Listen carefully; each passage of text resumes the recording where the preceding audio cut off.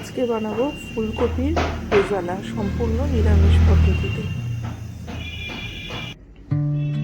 কি লাগছে উপকরণ দেখে নিন। সমস্ত কিছু কেটে ধুয়ে নিয়েছি। একটা মিক্সি বাটিতে নিলাম কাঁচা লঙ্কা, আদা আর কেটে রাখা একটা টমেটো। পেস্ট করে নিলাম। কড়াইতে দিলাম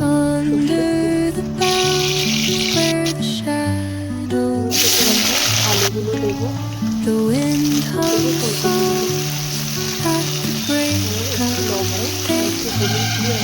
লাল করে ভেজে নেব। ভালো করে নাড়াচাড়া করে ভালো করে ভেজে নিতে হবে।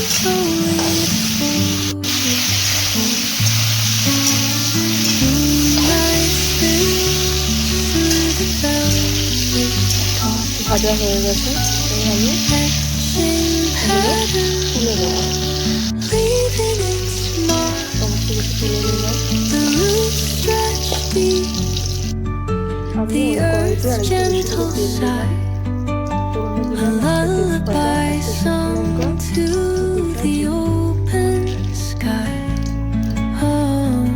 একটা শুকনো লঙ্কা, আর মশলাটাও আমি দিয়ে দিলাম।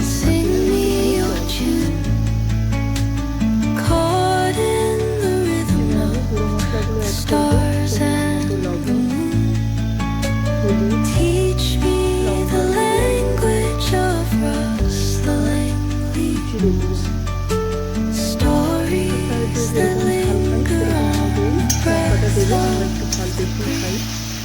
তো ভালো করে নাড়িয়ে নিলাম। টমেটো কুচি আর 2 চামচ টক দই আমি ফেটিয়ে নিয়েছিলাম, সেই টক দইটা আমি দিলাম।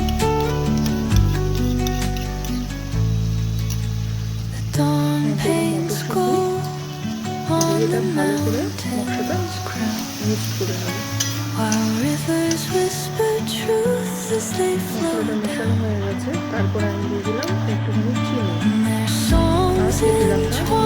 আর আলু। এটা ভালো করে মশলার সাথে মিশিয়ে নেব।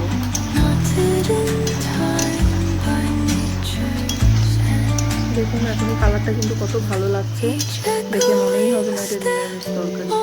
লুচি, পরোটা, ভাত, রুটি সব কিছুর সাথে খুব ভালো লাগবে দেখুন।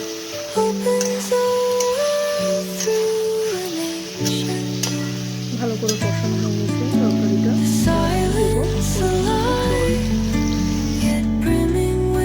একটু নাড়াচাড়া করে একটু 10 মিনিটের জন্য ঢাকা দিয়ে রাখবো। এবার ঢাকাটা খুলে তরকারিটা আবার ভালো করে একটু